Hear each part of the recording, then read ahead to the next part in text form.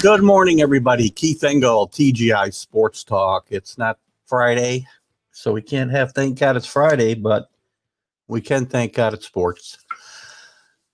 Beautiful morning here in the great Northeast. Fall-like weather.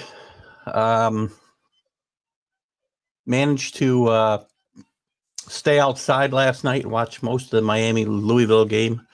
Got a little chilly. Had to come in when it was about 42. Fire just wasn't keeping us warm anymore. But we had a great day yesterday, great night, and I hope you did as well. One of the quick pieces of housekeeping.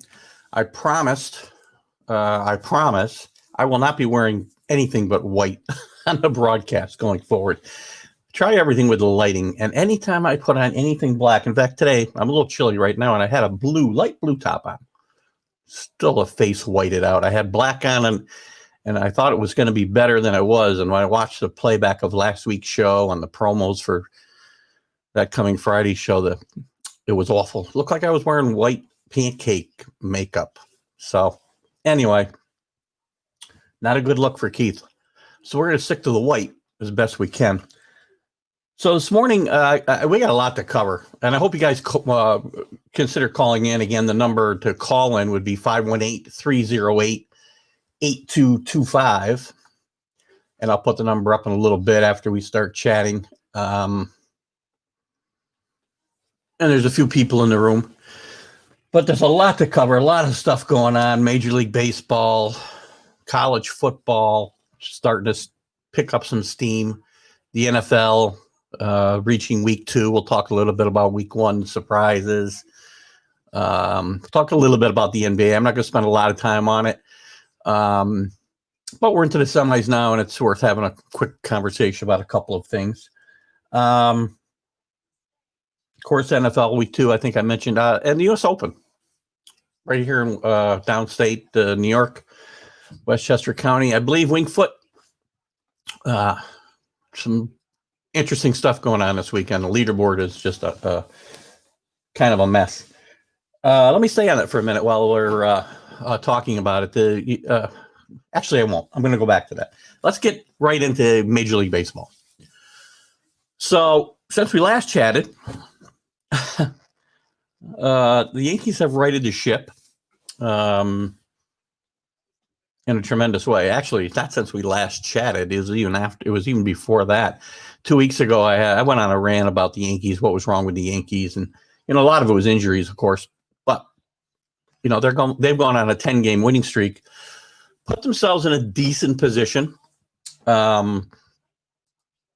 Second place in East. They're still 4 games behind the Rays. Got a week to go. It's going to be very hard to catch the Rays, I'm afraid. But I think what's important for the Yankees now is to get ahead of the Twins, because they're probably locked in.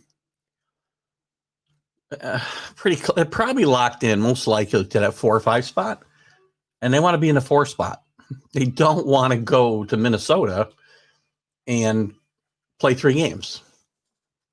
It's just not going to work. I shouldn't say it's not going to work, but they'll have their work cut out for them if they've got to go to Minnesota, win 2 out of 3 games.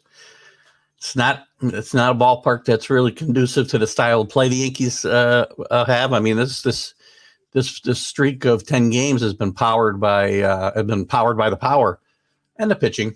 Pitching's been very good for the most part. They got healthy. Stanton's back. Judge is back, obviously. Urshela's back, so they're pretty much healthy as we head into this last week. There's still some spots. I think the last spot might still be up for grabs. The Blue Jays have fallen on hard times at having to play the Yankees this last 2 weeks. So there's still some competition for that 7th and 8th slots, but things are going to change. As we move into the playoffs, all of the teams that are playoff eligible or in the race, I guess, still mathematically alive, are going into a bubble this week. They'll be quarantined in their hotels. Even when they're home, playing at home, they'll be quarantined in hotels. MLB does not want to have come this far and, have it blow up on them. So I know a lot of players aren't happy about it, but they're going to be going into, like I said, bubbles this week. The first round of the playoffs will be played exclusively, all 3 games, in the higher seeded teams' park, which is why I made mention to the Yankees and to any teams. They want to have those first 3 games in their home park, I'm sure. And again, they'll still be in bubbles. They'll be going from the park to the hotel. That's going to be their life for the next, 6 weeks, or as long as these teams are alive. After the first round of the playoffs, we're going to be still in a bubble, and we're going to be at neutral sites probably for the most part. The AL playoffs will be in San Diego and Los Angeles, and the NL playoffs will be in Arlington and Houston. And once we get to the World Series, those games will all be best of 7. Those series will all be best of 7. And, once they get to the World Series, we're going to be playing in Arlington. So unless, I don't know, I don't even think Texas is still alive. Let's take a quick look here. I think Texas is pretty much eliminated. Yeah, Texas is way out of it. There's not, we're going to have a first neutral field World Series that I can remember. It's going to be interesting. We talked a little bit last week. Ray Golick mentioned that, home field still means something even without fans. But this is probably the best case scenario for Major League Baseball. As I mentioned a few minutes ago, they don't want to have come this far and have it blow up on them. So teams go into bubbles, I think, starting tomorrow, that are eligible for the playoffs are still in mathematically alive for the playoffs, let's say. So it'll be interesting. I think it'll be safer for the, to keep things and not keep things moving forward and not run into the same situation that we had when they got started. For a 60-game season, it's been a very interesting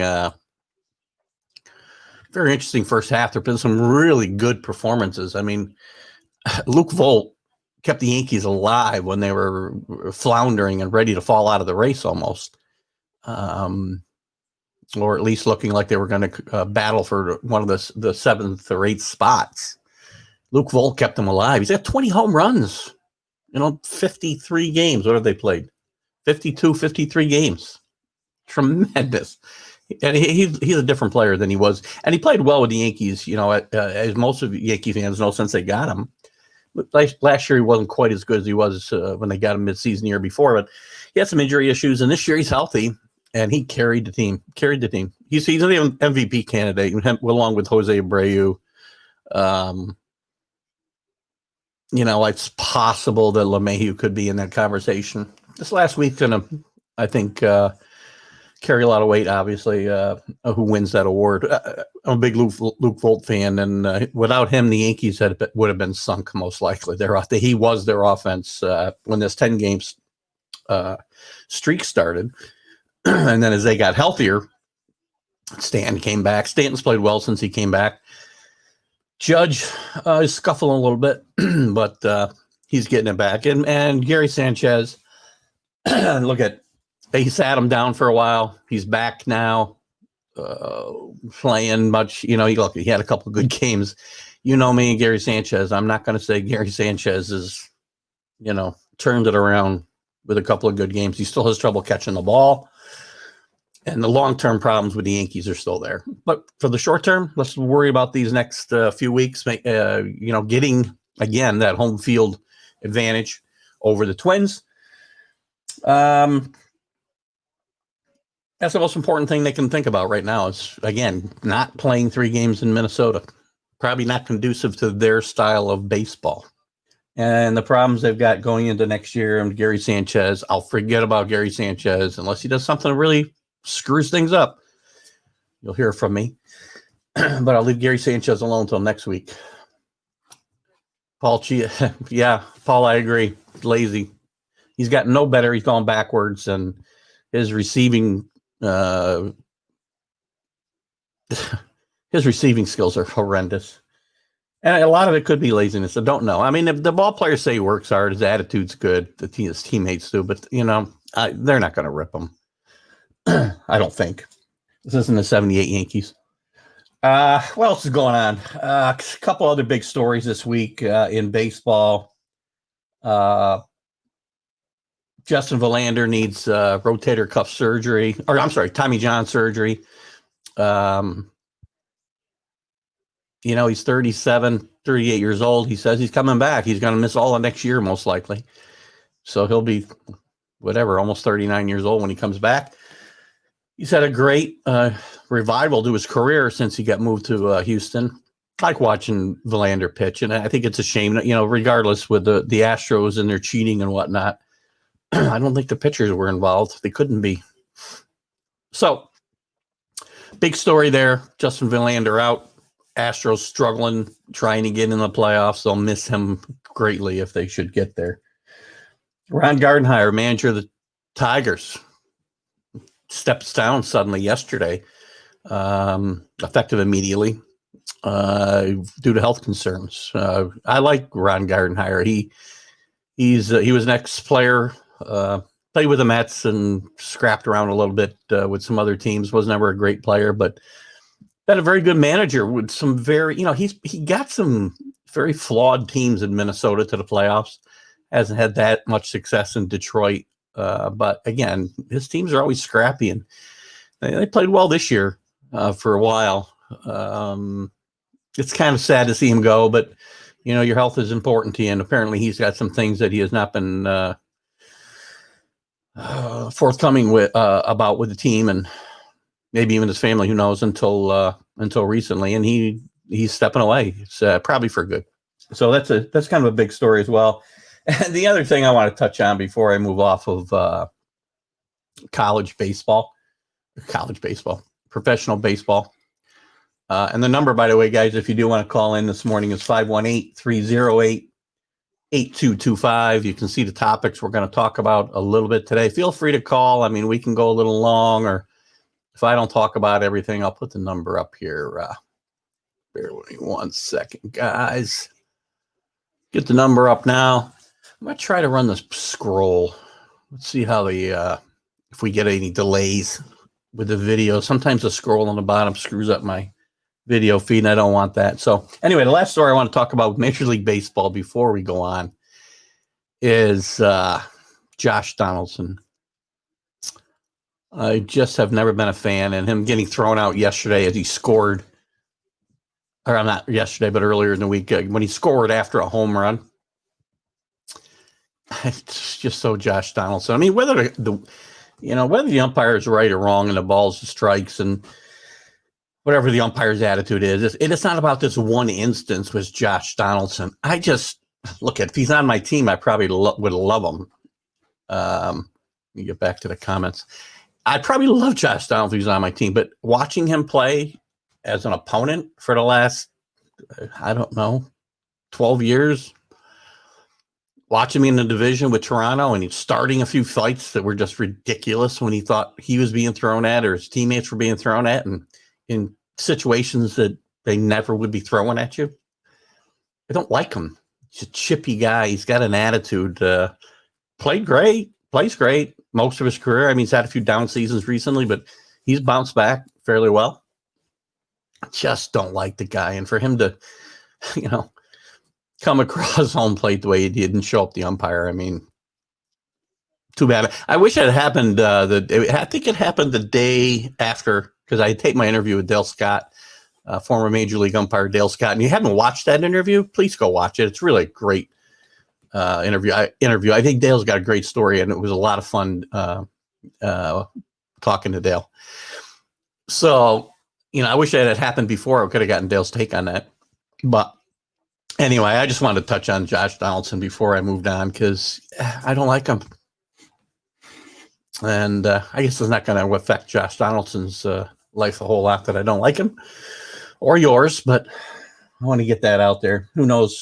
Josh Donaldson's getting up there, and I may not have too many more chances to rip him, or he'll become a Yankee and I won't be able to. We don't have any place for him to play. Let's move on to the college scene yesterday. On the field, we had a few more games yesterday. Still no real marquee matchups. As I mentioned, my wife and I were outside in the freezing weather, but with a fire. But I was really determined to watch the game outside last night. And it was actually nice. I had to come in when the temperature got close to 40. I thought it was time to pull the plug. So anyway, that was kind of the game of the week was the Miami and Louisville. I don't think it was really as close as the score. Miami played very, very well. And, who knows? They got a date coming up with Florida State. So we'll see whether Miami's start is for real. They're playing well. Their offense looks totally different with King at quarterback. And they may finally put something together here under Manny Diaz. Some other games yesterday. Let's see. We'll just run through some that really kind of stand out to me. Oklahoma State, number 11, Oklahoma State struggles a lot with Tulsa. That doesn't bode well for their moving into conference play in the Big 12. We'll see. Notre Dame just rolls over South Florida. I think Notre Dame looks great. South Florida is not very good, obviously, but Notre Dame's looking good. And Booker, he's got the makings of an NFL quarterback, I think. He's got size. He's got the arm. He makes all the throws. And really good performance out of Notre Dame yesterday. Who else played yesterday? USC, Central Florida. They have played well the last few years. They changed coaches when Scott Frost went to Nebraska, and Josh Heupel's there. And people keep wanting to write them off after their Cinderella season from a few years ago, and they keep winning 10, 11 games every year. They had 10 players opt out this year. And they rolled over Georgia Tech yesterday, 49-21. Georgia Tech's probably not that good this year. But, I still think UCF had a great game. Clemson rolls over the Citadel, and I guess that's really the games that are worth really chatting about. Next week, things will pick up a little bit. The SEC gets into play with some decent matchups. Florida, Mississippi. I think we get Mississippi State with Mike Leach. It's going to be interesting to see what he can do. I believe they're going to. Where are they going to? I apologize. I know they got a decent game. Well, it is a league game. Well, maybe we'll find it here later. But again, I think it's going to be interesting with them jumping in. The big news, I think, this week is the Pac-10 reversing their decision not to play. Lots of money involved. Kids want to play. I think it's more, probably money related than anything else. They were going to fall behind all these other Power 5 schools that decided to play. They're going to start their season, I believe, on the 24th of October, which will make them eligible, their teams eligible for the playoff. And there is going to be, I talked about this with a friend of mine yesterday. We weren't sure whether there was going to be bowl games other than the playoffs in college football this year, but there is. I did a little research last night. There's going to be bowl games. Whether there's going to be enough team for all the bowl games remains to be seen. I know one game folded. I don't know what it is. It's probably the, Six Flags roller coaster tournament. I don't know. Or a roller coaster bowl. We all everyone's got a corporate sponsor now, so it's hard to keep track of them. There's so many. Anyway, there's too many bowls. We need to get rid of some. There's nobody at them. Who's going to miss the bowl games? Who's going to miss if they did away with 3/4 of the bowl games? Who's going to miss them? Not too many people. Maybe the bettors. So Big Ten's going to get into action, and I think it's good. Again, you got to stay healthy. Florida State's head coach Mike Novell, he contracted COVID. He won't be coaching at least next week's game against Miami. His deputy, which I've never heard of a deputy head coach. I've heard of assistant head coaches and probably some other terms. I never heard the term deputy head coach, but he will be coaching the team for this foreseeable future, 2 weeks at least.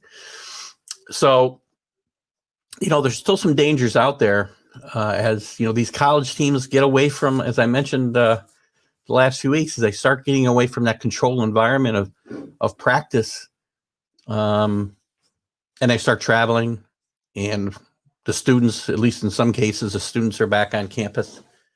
They're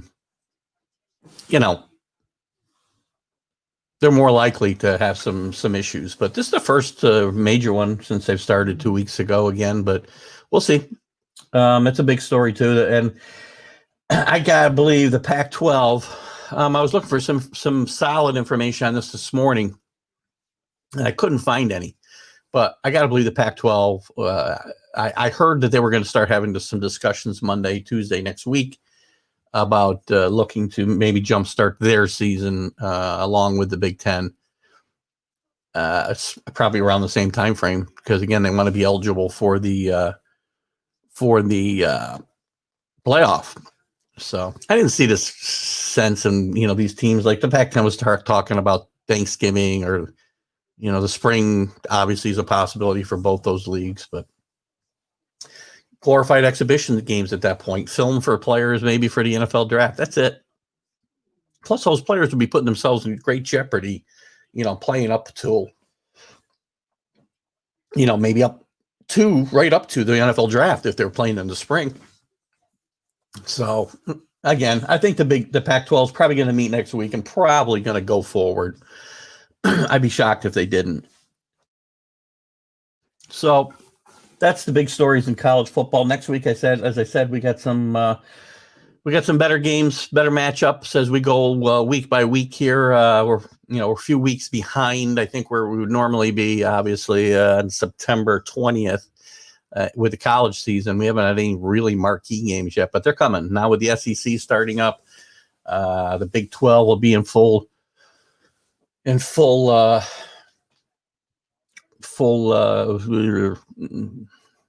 scheduling, I guess, starting next week.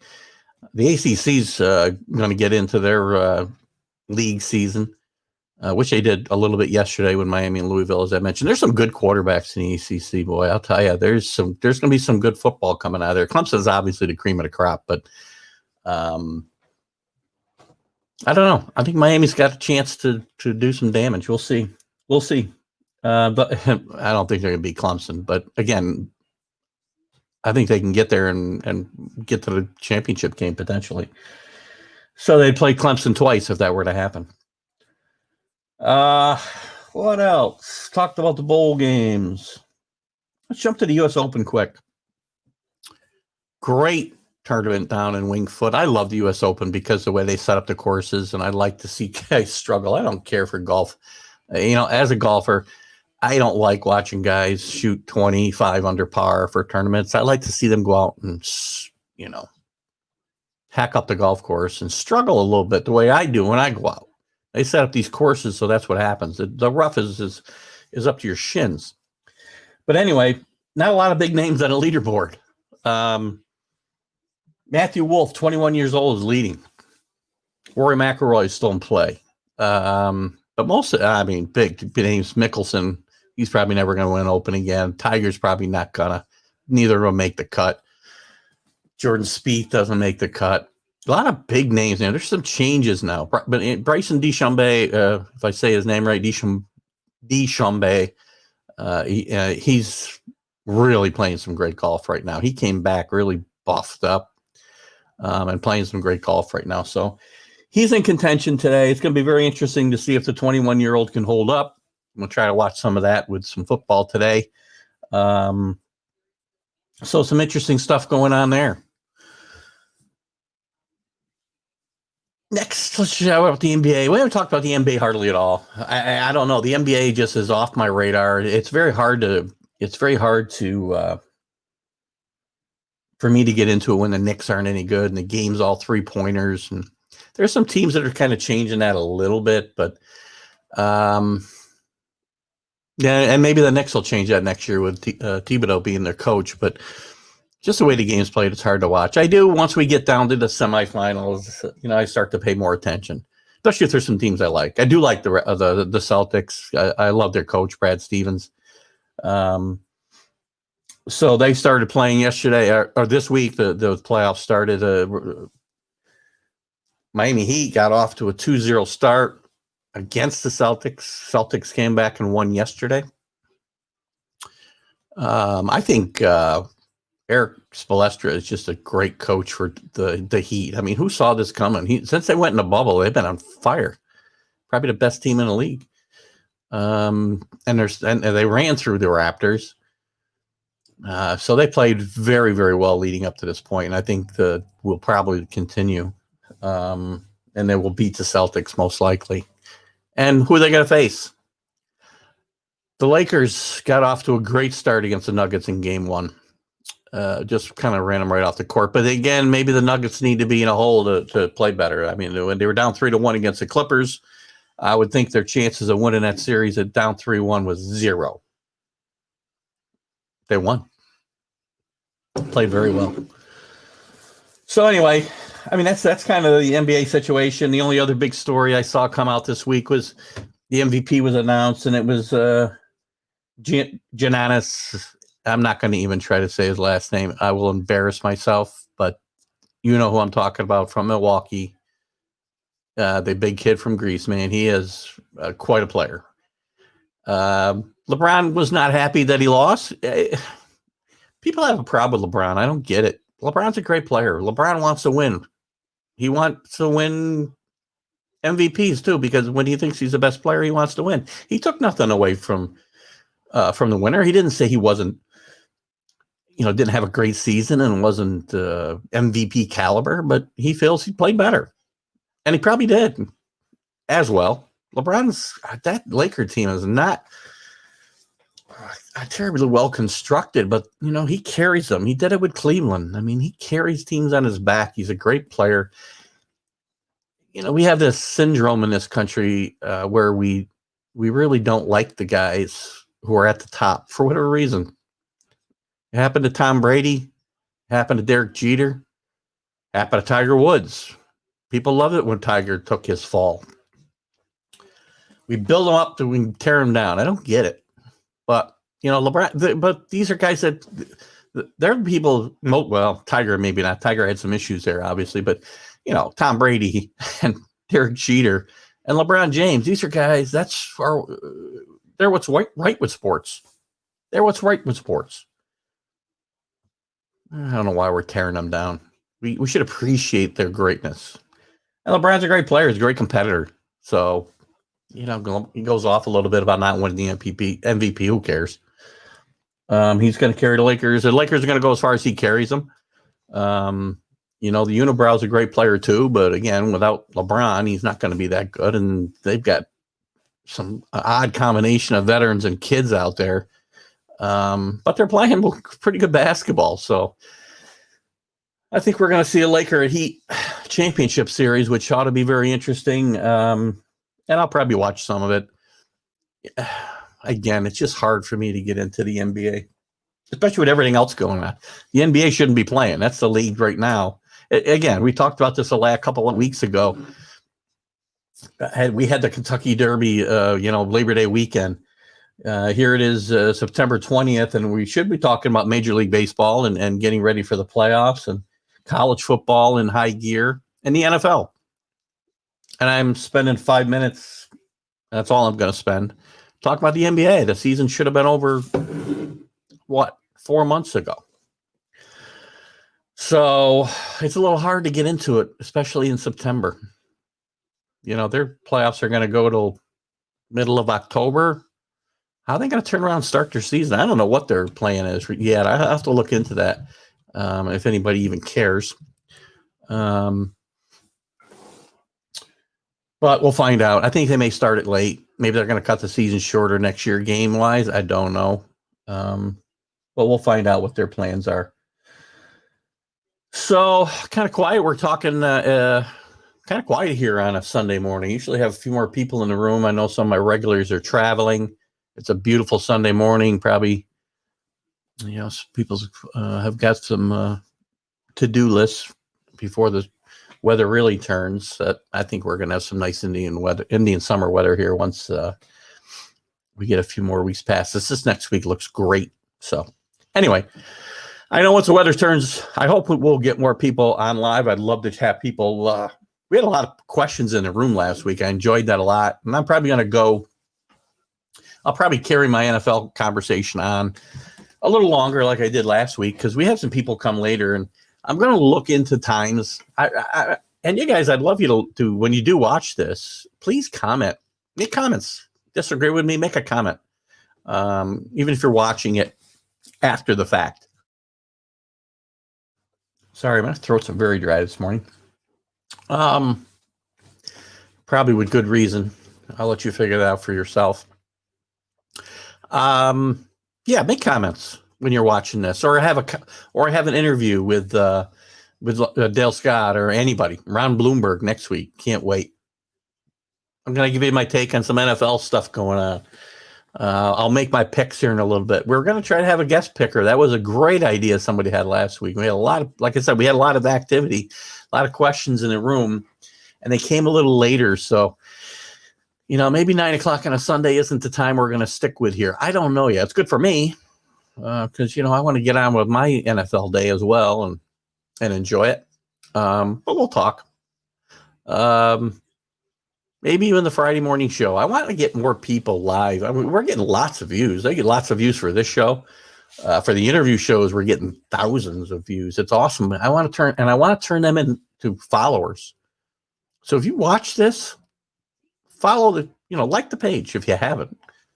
I hope you have. I hope you'll share it. Get your friends to like it. I think we're having some fun here, and I want more interaction. I don't mind hearing myself talk. I got very strong opinions on things. I don't try to necessarily convince people that they're wrong.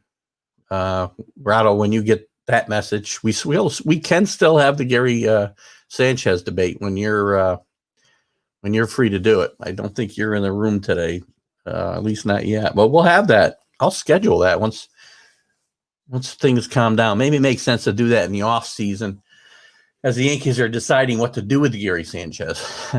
So I've backed up to the Major League Baseball again. So let me move on. Like the show. Like the interviews. Comment in the room. Even if you've watched it, it's not live. Make a comment. I love to see comments. I'll go back and I'll look and I'll reply. I do it with all the shows. And we're gaining followers. Like I said, we were going to do this. It's a slow process. We're going to gain people one like, one follow, one share at a time. But the more you share the show, the better we'll do. And we're going to stay here in the MLB network, see how things go, what direction that goes. We're going to have some conversations, continuing. So we could end up on other platforms besides this one. And I'm excited about being here. So I'm here. If I'm talking to myself in the room, it's okay. I'm going to get a bunch of people watch this later, so I don't have a problem with that. But I would love to find a way to get more people in the room, while we're talking. So let's move on to the NFL and talk a little bit about last week. There was some interesting games. I mean, it was going to be interesting to see how the Patriots did their first game without Tom Brady. They did just fine. They didn't ask Cam Newton to do a whole lot. He did run a lot. Didn't ask him to make big throws though. The running game set up the passing game, and he was effective. He made no mistakes. He's kind of Camish after the game, going after the guys because they're trying to steal his chain. So there was some interesting tweets going back and forth about that. Cam's Cam. You're going to get some of that. There was a lot of memes about the suit that he wore. I don't know if it was coming into the game or leaving the game. And, Giselle would never let Brady wear that. But Cam can still play a little bit. And they're going to go. They're game planning around him. And for him, I shouldn't say around him. They're game planning to his strengths. He's not Tom Brady. They're not going to run these timing routes where you got to throw the ball perfectly. On time, because that's not Cam. Interestingly enough, my friend Mark gave me a great stat last week that I was not aware of, that Cam Newton throws the ball from the pocket nearly exactly the same amount of time as Tom Brady. the stat blew my mind until you start thinking about it. When Cam runs, Cam runs. He doesn't scramble and throw the ball like, I don't know, Lamar Jackson, let's say, or trying to think, even scramblers of the past. If you guys are old enough to remember Fran Tarkington and guys like that, I mean, there were scramblers and throwers while they scrambled. The game today, especially Cam's game is not roll, move out of the pocket and throw the football. Cam's going to either run or pass. And if he's passing, he's going to be in a pocket most likely. So if he's throwing from out of the pocket, it's probably because the pocket broke down. So anyway, Cam played well. Patriots played well. Defense was really good. I get it. It was the Dolphins. I'm not getting overly excited. We're going to get a much better gauge of where the team is tonight against Seattle. We'll talk about that game in a little bit. Some other stuff going on in the NFL. Brady and the Bucs did not look good last week. It happens. Again, I think I said on this show, Brady was going to have some growing pains with the Bucs. Brady's spent 20 years virtually now. I say one system. Obviously, they changed their approach depending on personnel from year to year, but language and stuff like that, you get used to over the years, 20 years, and it's a little different. You played with guys, Julian Edelman and guys that he played with for 20 years. He does have Gronk down there, but Gronk was kind of a non-factor last week. Ken, you can never get on what? I'm talking about Tom Brady right now. I know that's one of your favorite subjects. So anyway, I was talking about Brady and his adjustment. They didn't play well last week. Tom didn't play well last week. They'll probably get it together. Probably this week they'll get it together. We'll go through the picks. I may be making a pick on. I may pick Tommy this week. We'll see. I'm not going to root against him. I've said that. I'm not going to root for him. He does well. He does well. I'd love to see the Patriots and Bucs in the Super Bowl. I don't think either will be there. But I don't think week one we can really say, Tommy's done. He's been written off a lot of times, right? The other thing that I found interesting about after game one was Bruce Arians calling Brady out 2 or 3 different times in the press after the game. Nothing too harsh. Mr. Reed here, got to be quicker getting the ball in here. Can't hold the ball so long there. I mean, whatever. But I find it ironic, and maybe this is just me, but I find it ironic that one of the reasons Tom left the Patriots, supposedly, again, he left for money too. We'll be clear there. One of the reasons he left the Patriots was he was tired of Belichick's harping, Belichick's criticisms. But Belichick's criticisms were always at practice or in meetings, and Tom was treated like everybody else. But he never once called Tom Brady out in public in a press conference. Never. I mean, if he was asking about Tom's play, he said the quarterback's got to play better, so does the rest of the team. Never singled out Brady. And I don't know that Arians singled him out either, but it's just interesting to me that he left supposedly because he was tired of that interaction with Belichick and the constant criticism. But none of it was ever public. And week one, after a bad week one, Bruce Arians calls him out a few times. So it's probably nothing. It's probably not. It was a big story in the press this week. I don't know. I doubt it's going to stay a story. I mean, Bruce Arians is certainly a different coach than Bill Belichick, and he's got a reputation as a player's coach. So we'll see. I think they'll get along fine. If they have problems, I don't think it's going to be because Bruce Arians and Tom Brady don't get along. I think it's going to be more that, they just don't gel. We'll see. He's got some great weapons. They're missing one of their top receivers today, which will affect them greatly. And Tom's got to get more in sync with Evans, who's a really good player. And look, if anybody's done there, it's Gronk, I think. I said when he came back, Gronk being out of the league for a year is not going to get Gronk football healthier. Gronk's had, 4 back surgeries, knee surgeries. His last year, you could tell he was just a shell of himself. He's not fast. And he last week was the same issue. But, to me, I saw the same player that I saw the same player that I saw his last season in New England. He can't separate. Came up with some big plays. He had a couple of big plays against Kansas City that year in the playoffs. He had one big play or 2 big plays against the Rams, and that's why they won that Super Bowl. But all in all, Gronk looked done. We'll see if he gets it together. Maybe they'll make me eat my words. I'm okay with that. All right, what else we got?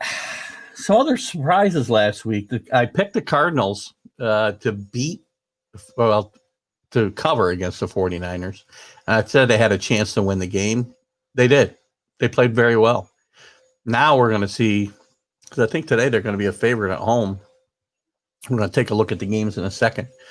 But they played very well. Kyle Murray's a tremendous player. Picking up Hopkins to be the wide receiver. His main target was huge, and I think they're gonna really have a good year. And that's a good division. That's a really good division. Seattle, 49ers, Rams, Arizona. It may only take 9 wins to win the division. They're all good. They're all going to beat up on each other, I think. So we'll see how that goes. And obviously the Redskins beating the Eagles after being down 17-0 was a huge surprise, but I do not think, that's the type of surprise like Arizona where it's going to carry over and the Redskins are going to go on this roll and win the NFC East. Not going to happen, I don't think. Other than that, I don't think there are too many surprises. Baltimore rolled over the Browns. I guess the big surprise there was the rushing game was so meager for the Ravens, but I think it's just because Lamar Jackson had some easy pickings against the Browns secondary. So they didn't need to run the ball. So I think week 1 was fairly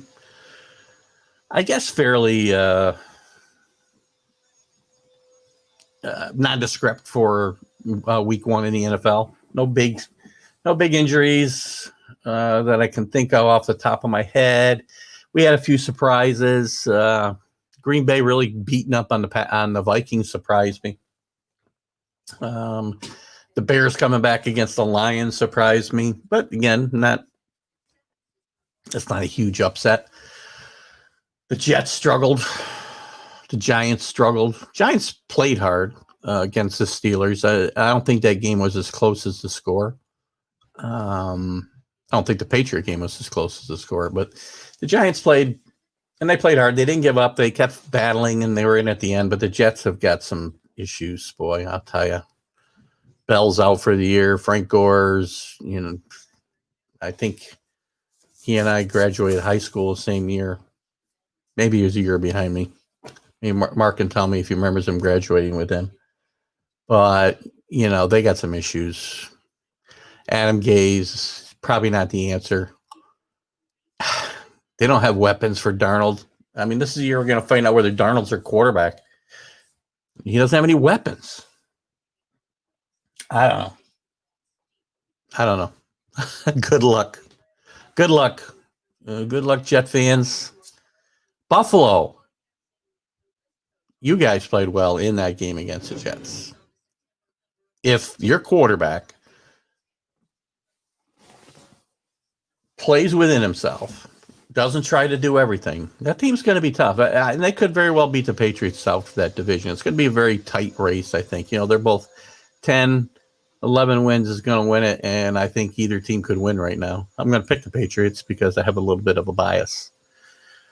So let's go on to today's games, and we'll make some picks. Again, it's a little quiet here today, quieter than normal. But that's share it later. Let's get to the picks. My fun stuff. 8-7-1 I was last week. Had a couple good picks with Arizona. Actually, it might have been my only really outside the box pick that came through. I took a couple of the flyers, like the Bengals. Anyway, let's look at today's games in no particular order. Chiefs at the Chargers. And we are keeping track of my score. We're going to try to get guest pickers. I didn't get a guest picker. Somebody could call right now if they want. You see the phone number on the screen. Call right now. You can be the guest picker and challenge Keith today.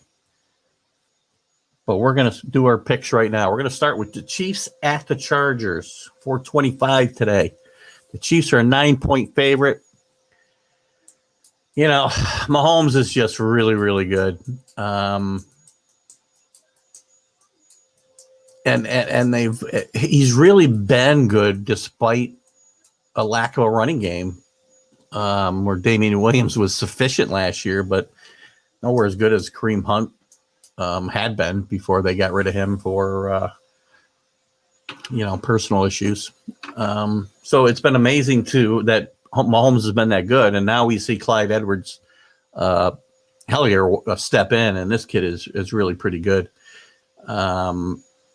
And in fact, I think he was the only running back taken in the first round. So he's really good. And I think he had well over 100 yards rushing in week 1 against the Texans. And, a balanced offense for Kansas City really just means they're going to be that much better. And I got to go with Kansas City here. We'll lay I'm going to lay the 9 points. I don't see much. I really don't see how the Chargers can keep up here. They are at home, but I just have to stay with the Chiefs until they prove me wrong. So I'm going to lay the 9 with the Chiefs. Next game, Ravens and Texans. Raven at the Texans at 425 today. The Ravens are a 7-point favorite. Another big number for a road team. But Baltimore's just so good. They demolished Cleveland. I just don't. It's a big number to lay on the road. The Texans weren't very good in their opener against Kansas City on the road, but laying 7 on the road, I don't know that I can really do it because they've got a quarterback. Watson is a really good quarterback in his own right if he has the weapons and he can move around. I'm gonna go against the grain because I know the Ravens are a really big popular pick this week. I'm going against the grain. I'm taking the points at home here. I'm going to take the Texans plus 7. Moving on, the game everybody wants to know about in my house: Patriots at the Seahawks. We're going to find out how good the Patriots are today. I don't know that they can have the same game plan that they had last week with as many runs. I think Cam ran the ball 15 times. 7 or 8 of them were designed quarterback runs. I'm not sure they can do that today. Pete Carroll's going to come up with a way to probably stop that. And Seattle relies a lot on Russell Wilson creating his own plays, creating his own momentum. Their running backs, Chris Carson, Carlos Hyde, they're just not, that good. They combined for 40-some yards rushing last week. Not good. Patriots defense played pretty well. And I got to tell you, getting the Patriots are getting, this will be one of the games I bet probably this week, to be honest with you. I don't like to bet the Patriots, but they're getting 3.5.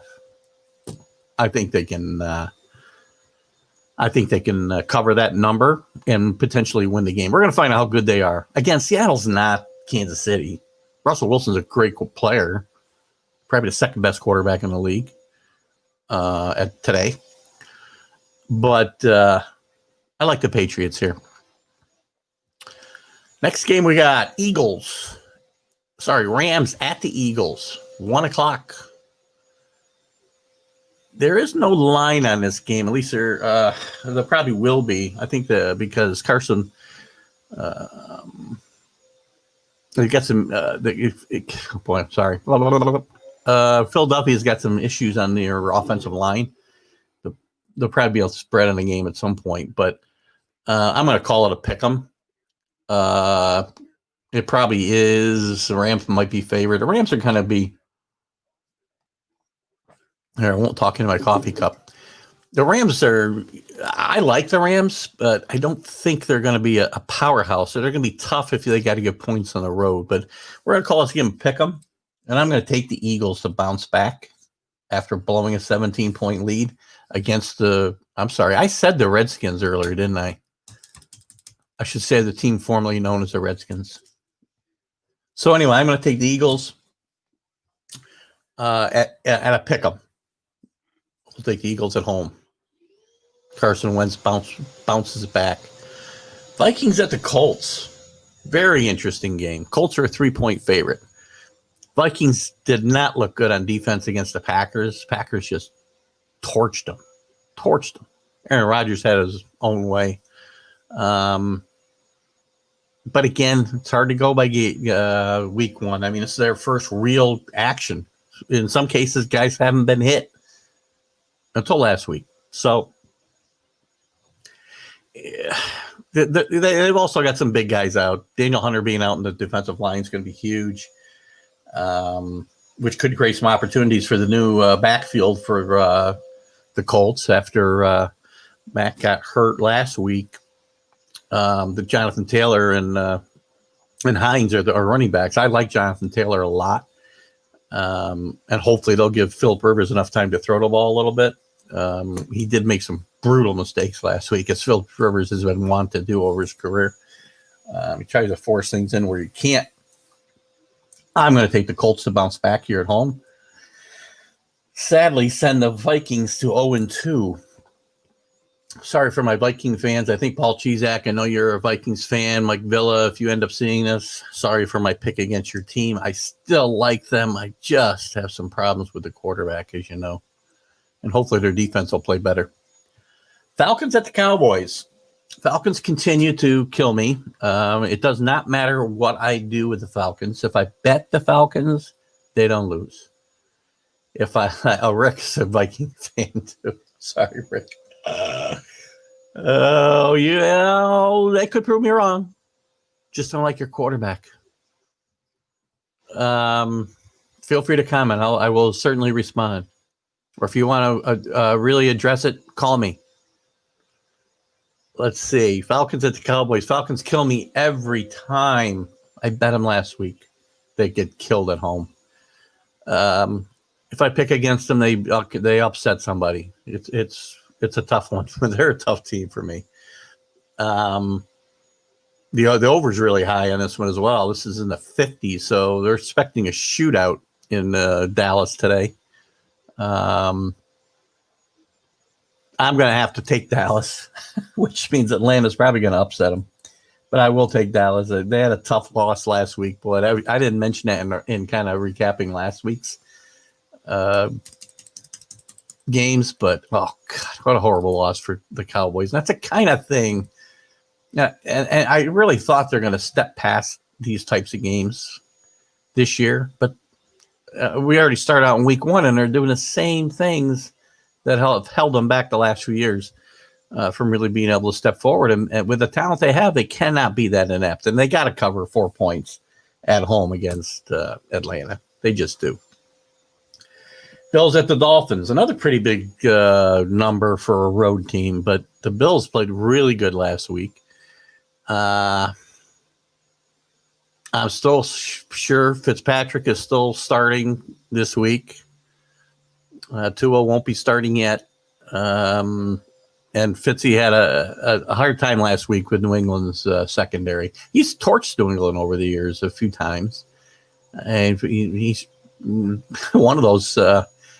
I go back, I don't know, it's got to be 10 years ago now, but beating the Patriots was probably responsible for Fitzpatrick making tens of millions of dollars as he signed an extension right after that. I think the Bills had gone to 4-0 or something like that. And they signed him to a big extension, and I think they finished the season 5-11. And, and Fitzy always remembers he's Fitzy. He plays great, and then he remembers who he is. I used to always say that about Neil O'Donnell. Neil O'Donnell would play great, and then at some point in a big moment, he realizes, I'm Neil O'Donnell. Same thing with Fitzpatrick. Josh Allen, tons of talent. As I said earlier, if he doesn't make mistakes, if he plays within himself and doesn't just try to do everything, he's going to have a great year. They're going to have the Bills are going to have a great team. Their defense is tremendous. He's got some weapons. He's got Stephon Diggs. I predicted he would run for 2 touchdowns and throw 2 touchdowns, and I missed by 1. He threw for 2 and ran for 1. I'm going to have to take the Bills on the road minus the 5.5. Awful lot of favorites on the road this week, man. Broncos at the Steelers. Broncos are minus the 7.5. 1 o'clock game today. We back up. Rick. Vikings defense has always played well against the Rivers. Well, I hope you heard all my comments there, Rick, because I'm not telling you I think the Colts. There's no money going to be put on the Colts by Keith today. I can tell you that. I just like them to win. I like their running game, and I know you got a couple injuries, or at least one big injury on the defensive line potentially, where I think the Colts can run the football a little bit. That's the only reason I take him. Phillip Rivers, he's a statue back there. If they get some pressure on him, well, he made a lot of big mistakes last week, and he makes a lot of big mistakes. He's made a lot of big mistakes through his career. I think Phillip Rivers has been a bit overrated in his career, to be honest with you. So again, if the Vikings, as Rick mentions about their defense, if they step it up today, play better than they did last week because they were not good. I don't think you can argue that point, Rick. But Aaron Rodgers is not Phillip Rivers, obviously, either. Or Phillip Rivers is not Aaron Rodgers, however you want to look at it. So that's not a game that I have tremendous. If we were doing confidence picks here, that would not be in double digits. Broncos and Steelers, 7.5. Steelers played well last week. Connor getting hurt really hinders them a bit, but he may be healthy enough to play. We don't know. They also had some injuries on their offensive line, which will have a big impact here on Big Ben being able to stay upright. I was all over the Steelers last week, loved them, but I was also all over the Broncos last week. They lost a toughie last week, but they covered the spread. And Broncos are one of my sleepers for the year, and I'm going to take the points here. I'm going to take the 7.5 because that's a great number to be able to lose by a touchdown and still win the pick. So I'm going to take the Broncos on the road with the 7.5. Moving on, the other 1 o'clock game we got here, 49ers at the Jets. I really hope I don't have to watch this game on TV today. The 49ers have got to be devastated by their loss to the Cardinals last week, which I predicted right here that the Cardinals would have a shot. I don't think it's a huge surprise that they were able to at least stay in the game. I was a little surprised that they actually won the game. But if they come across, and again, I don't normally like West Coast teams traveling east and playing at 1 o'clock on Sunday. Historically, those teams don't do well. Tough to lay 7 on the road. And if they were to lose this game, the 49ers lost this game to the Jets, it would they'd probably go into full panic mode. And they got some injuries, Deebo Samuel, the wide receivers, out. Richard Sherman is out. George Kittle is probably going to be out. Boy, I don't know. I hate to do it, but I'm going to take the 7. I'm going to really go against my normal instincts of picking against the Jets, and I will take them plus 7 points. Oh, all my Jet friends are going to love me today. Panthers at the Bucks. The line's a little high, I think. 9 points. Panthers played decent last week. Buccaneers did not play well on the road against a really good Saints team. Brady made some mistakes, as we talked about earlier. Again, he doesn't have the same system in place that hides his deficiencies. I'm not knocking Tom Brady. We got into it last week on Facebook. With some, we were playing, Tommy gets all the calls on his first drive, and he had a couple pass interference calls, and we were having some fun and joking about him being washed up. And I don't think he's washed up, but, Brady can still do what Brady does. But I said here all along, when I had a show earlier a few weeks back about the NFL season and kind of reviewing it, I said, you got to keep Tommy upright.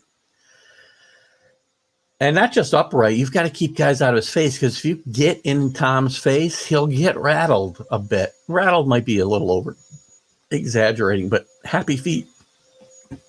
He'll start getting his mechanics all off, and I don't know what that noise was. I hope you weren't hearing that. Sounds like my wife might be vacuuming the set behind me. I'm not sure. Where was I? Tommy, you can hide the deficiencies, Tommy's deficiencies within the system that he was comfortable in for 20 years. And right now they haven't figured out how to do that in Tampa. They had, when they knew Tom was going to be in trouble with guys getting to him, it's going to be interesting to see what happens here. But 9 points, I'm going to give it. I'm going to lay it. I'm going against my instincts here, but I'm going to lay the wood and take the Bucks. Even with Chris Goodwin out, I think that's a big loss for them. But I think today they get it together a little bit. I think maybe the defense can, hopefully keep Chris and McCaffrey in check. And we'll go from there. Well, we got a couple questions before I go on to the next pick here. Bill Pulver, Brady's just plain old to restart. I don't disagree, as I've kind of said here, Billy. And Rick, what's Rick's question? Let me put it up on the screen. Rick Sherlock, fantasy quarterback, Breeze, Rodgers, or Brady? For this week, or for the long haul? I like Breeze.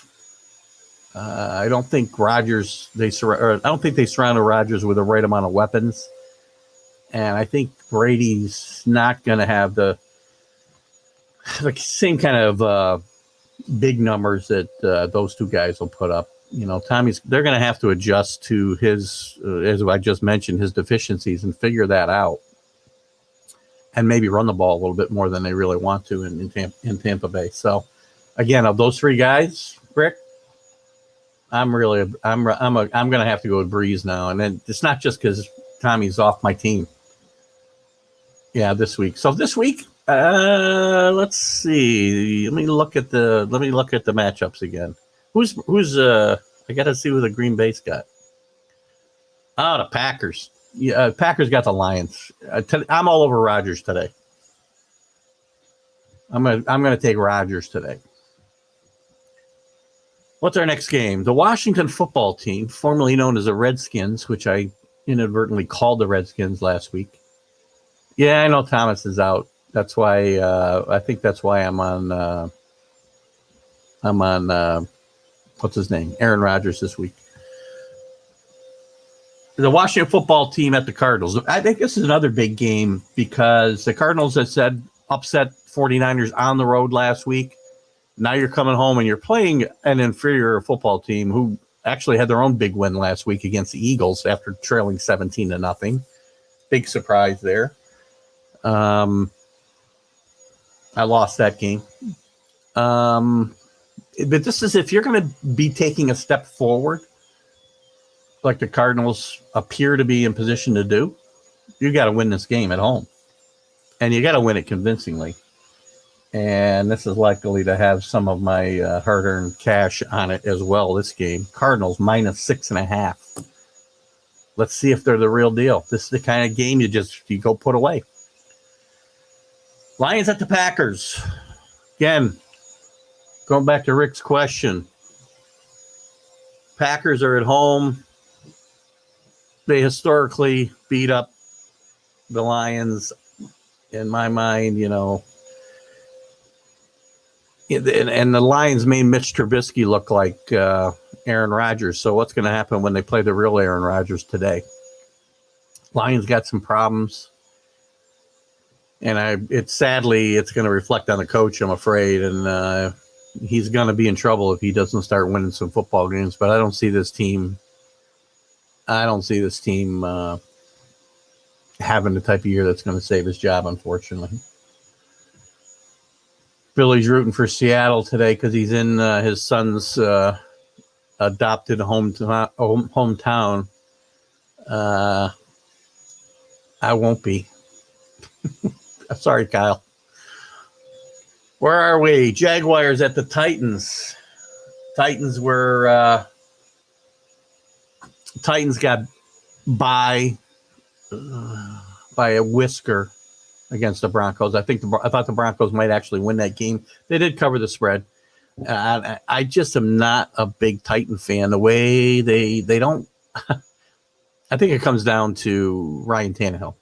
I'm not a Ryan Tannehill fan. He played great down the stretch last year, but they weren't winning games because of Ryan Tannehill. He was not losing games, and Derrick Henry in the running game is what won games for them down the stretch, including in the playoffs where they knocked off the Ravens and the Patriots.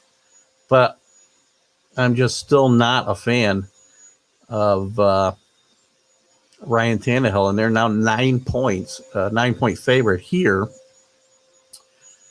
The Jaguars played well last week. They got a win against the Colts, which was kind of surprising, but Minshew played well. He's a guy that's going to be kind of up and down, though. I don't think he's, an elite quarterback by any stretch of the imagination. But we'll see. And I'm going to take the points here. I'm going to take the Jaguars at +9.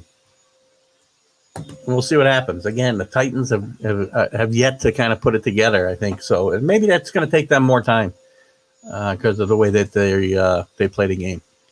Giants at the Bears, 1:00. I'm sure we're going to get stuck with this game. To say Saquon Barkley had a bad game in week 1 is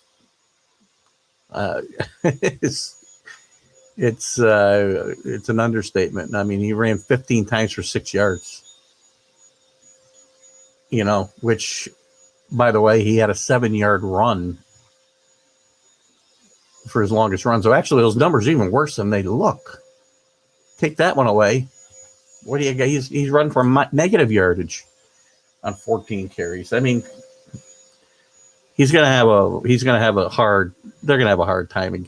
I think this year as a rule. Daniel Jones will keep them in games. They got some wide receivers. Defense isn't good. The defense didn't play horrendous against the Steelers. The Bears were terrible last week for 3 quarters. And then, as I said, the Lions turned Trubisky into Aaron Rodgers, and they won the game. So if they play 2 good quarters today, they should be able to win. They're a 5.5-point favorite at home. I got to go with the Bears, which my Giant fans will not be shocked at. I have a hard time picking the Giants, but look, I try to shoot it straight when I do my picks. And when I think the Giants will win, I will make those picks. Monday's matchup: Saints at the Raiders. This is a hard one for me. The Saints are 6-point favorite on the road. The Raiders won last week, beating Carolina on the road. And it's their first game in Vegas, so I don't know what to expect. I don't know if there's any fans at that game or not. I don't think there is. So it's really a little different than your normal with a change of venue, change of city for a team, and you're playing your first home game at a new location. So I don't know that that's going to have any factor. Derek Carr's up and down. He plays some great games and he makes some really bad mistakes. But I'm not sure how to look at this game. If the Saints defense plays well, which they did last week, Tom Brady didn't just have a Tom Brady because didn't have a bad game because he's getting old. He played a good defense last week too, along with the other factors that we talked about. I also, I think it comes down to the defense, and if the defense plays like they did last week, the Saints should be fine. They are lacking Thomas, as Rick pointed out earlier, and Billy points out there are no fans there. So I am going to use that information, and I'm going to take the points and take the Las Vegas. I don't know how long it's going to take me to get used to saying that. The Las Vegas Raiders +6. Billy also pointed out Seattle's favorite today. I should have pointed that out. First time in 64 games that I got something in my way here, hiding my comments here. Hold on, guys. How do I get rid of this? Picking me up. I hate these pop-ups. All right, anyway, I'm going to have to... Oh, there it is. All right, guys. Raiders win with 5.5 points. I assume you mean they cover with 5.5 points, Bill. Which I agree with. It's 6 here. The line I'm looking at is 6, so that's the one I'm using. Billy mentions first time in 64 games the Patriots haven't been favored. That's an amazing streak, guys. It's like 5 years, 4.5 years. That probably won't happen again. That's the end of our games. Well, Thursday night, I had taken the Browns again, +5.5. Oh, sorry, I took the Bengals +5.5. And because I think the Bengals are going to win a game. I don't like the Browns. I think I've made it clear in these things. I'm not a Browns fan. I'm not a Baker Mayfield fan. Certainly not a Odell Beckham fan. He may be on his way out of there from some reports, if they're to be believed. And I think, Cincinnati's going to win some games just because of Joe Burrow. So I did take the Browns +5.5, and that's actually my first win for the week.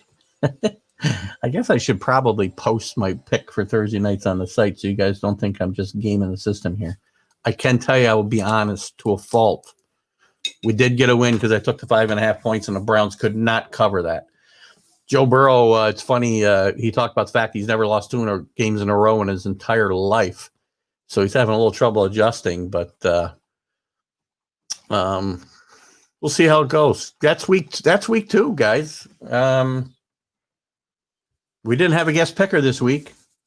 I hope we get to have one next week. I hope we get to... Again, I hope things continue. We had a good week 1 in the NFL. Everybody was healthy. There were some places with fans, some places without. I'm a little watching college games yesterday, and we're probably going to wrap it up here because we're 10:15 here.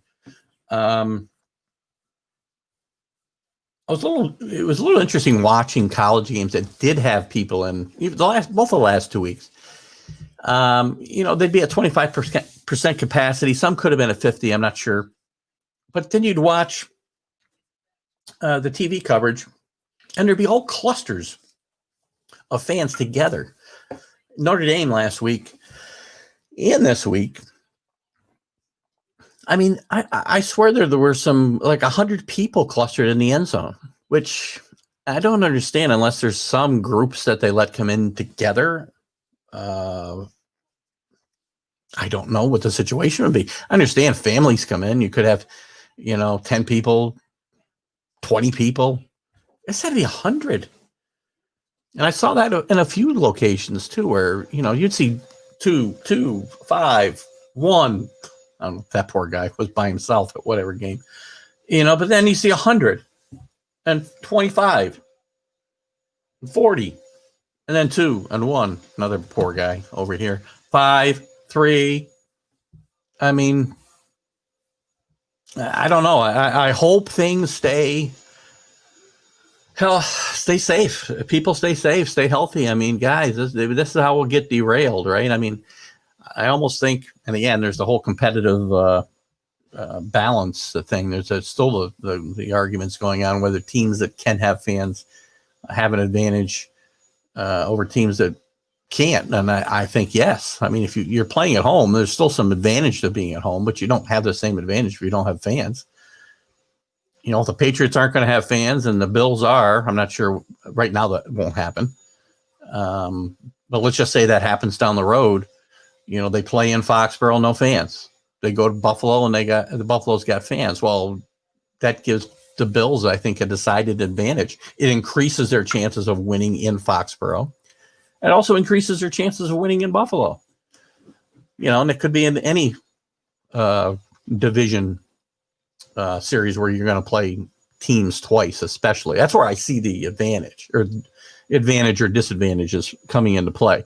Not so much, whatever. I mean, if the the Vegas game, right?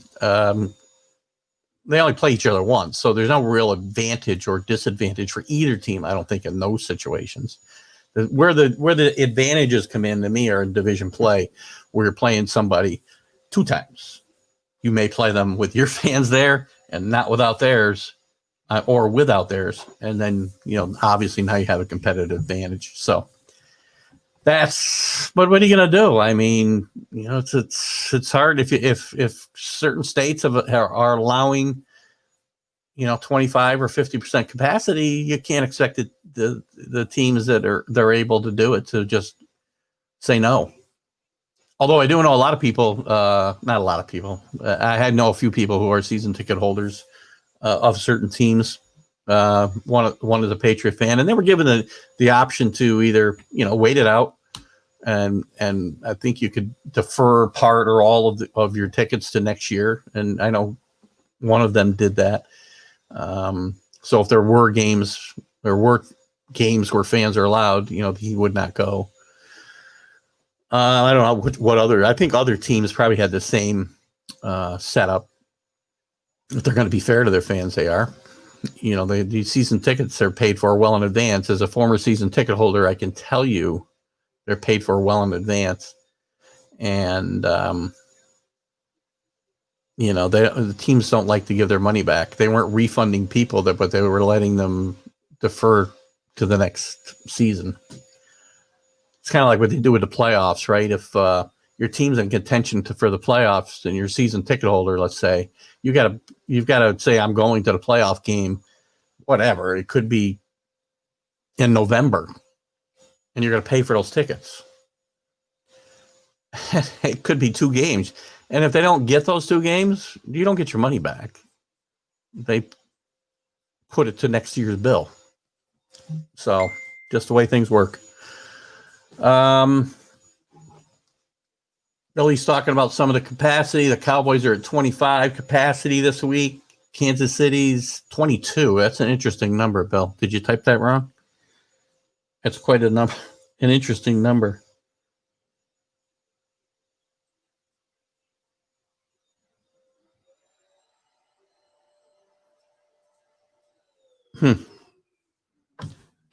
Just had an interesting note. Sorry, sorry for the dead air there. I had an interesting note from Ian O'Connor, who's an upcoming guest I have here in a few weeks. He's scheduled to be on. We have to tape it because Friday mornings are bad for him, and we taped it with Brady is playing that Thursday night, and and he's worried about Brady breaking his leg or something that night. So he's thinking about switching the week. He's supposed to be on the week of the 16th. I'll let you guys know. We got some good guests coming up, by the way. Ron Bloomberg next week. It should be a great. I'll be doing a promo video here in a little bit for that appearance. It's going to be a lot of fun. Ron's got a couple of books out, which I'll mention in the promo. And I'll mention here, Designated Hebrew is his first book. He was the first designated hitter. And obviously Ron is Jewish, so that was the name of his book. He's also got a new book coming out, The Captain and Me, which is about his time with Thurman Munson on the Yankees, which ought to be a really, really good read as well. So going back and looking at Billy's note, Billy did say 22% in Kansas City is the number. Very interesting. I wonder how they came up with that number. I have no idea. Dolphins 20%. So yeah, we're starting to have more teams have fans. I don't know. I want to stay healthy. I want to see a season. If it means the fans need to stay away for a year, then I get it. It's been better watching the games than I thought it would be without fans. I should have talked about that, I guess, in recapping last week's games, but I don't think it's been that bad. I've enjoyed, they pump in a little crowd noise, at least to give you a little buzz, right? Which I have no problem with. There's some cardboard fans in some of the football games, like the baseball games, and that's fun. I don't care if they do it or they don't do it. I've had the biggest trouble with the NBA games. They just feel, that's the one that feels the most sterile to me. Baseball, I've started to get used to for the most part. And football, and maybe it's just because I've got myself acclimated to this situation. I think it's starting to maybe I'm just getting used to not having fans there, and the artificial noise that they put in. But I'm really not noticing a problem watching the NFL games. At the college games, it's funny. Some of these locations that have had fans, they've been pretty vocal. So we'll see how it goes. I just want to be healthy, right? I don't want to start getting a 50% capacity. They let these clusters of people sit together, 100 people, and then we have a problem. There's going to be positive tests. It's only natural that's going to happen. There's still, the numbers are still rising across the country. Less deaths, fortunately, but there's going to be positive tests, and hopefully no large numbers where they have to postpone games. It's going to be hard for the NFL to make up games. Very hard. Maybe one, but not more.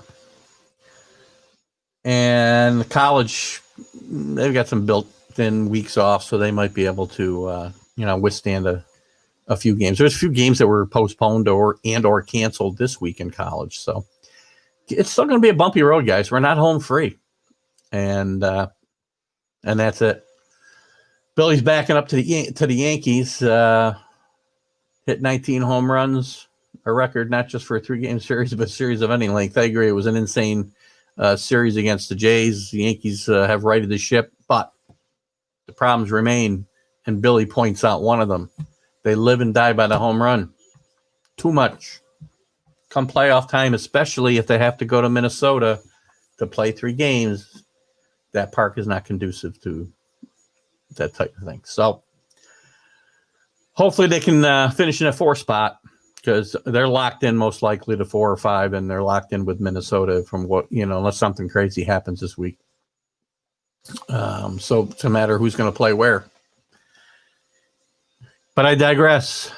Been a little all over the map. This is kind of a stream of consciousness show on Sundays. Billy's asking, why did they leave that pitcher in? God knows. God knows. I guess they didn't like him, or they don't, or once he's down, a lot of times the guys, some guys are just designated to take a beating because they want to save the bullpen. If you're just, you're getting a snot knocked out of you, at some point somebody's going to have to take it on the chin and stay out there no matter what they got. If they got nothing, it doesn't matter. They're going to give up runs. by the chunks, and they're going to try to save the bullpen for the next day. That's just the kind of the way it goes. So anyway, you don't want to be that guy. Every team's got one. Take it for the team. It's a take it for the team kind of thing. Well, you guys, I appreciate you being here with me today. I had my regulars in the room. I know Rick and Bill and Paul Chizak was here for a bit. I hope you that watch this later, and a lot of you do. Again, we get a lot of views afterwards. Please make some comments. I'll be happy to respond to them. And follow the show, like the page, share the shows. We'll keep growing the numbers. The numbers keep going up. As I said, not huge increments, but every week we're growing 5 or 10 followers. So it's a really good thing. Lots of views, man. Thousands of views on all the interviews from Fridays. I love seeing those views. I'm kind of addicted to going back every couple hours and seeing, go from Friday, see it go from 400 at noontime to 1,000 by Saturday morning, and then 2,000 by Monday morning, and then it's really fun. So we'll let it go. Bill, I'm not even going to make a comment on your Jets. I kind of told you last week, but you didn't want to listen to me. Maybe this week you will. I don't know if you were here, but I actually picked your Jets today to cover 7 points against the 49ers. I don't know. I had a little alcoholic, maybe I had too many alcoholic beverages last night, freezing my butt off outside trying to watch the game and enjoy it in the natural atmosphere like I was at the game. Although I had a fire. Maybe I had too many hot toddies. All right, guys. It is time to say goodbye for another week. Next week, my guest is going to be, as I said, around Bloomberg on Friday morning. It's going to be a fun show. You guys have a great Sunday afternoon. I'm going to get myself outdoors to watch some football, at least the first games, and enjoy this nice fall weather. I hope you guys do the same thing. We'll see you next week. We'll see you on Friday morning at 8 a.m., and we'll see you on Sunday at 9. Enjoy, guys. Have a great Sunday.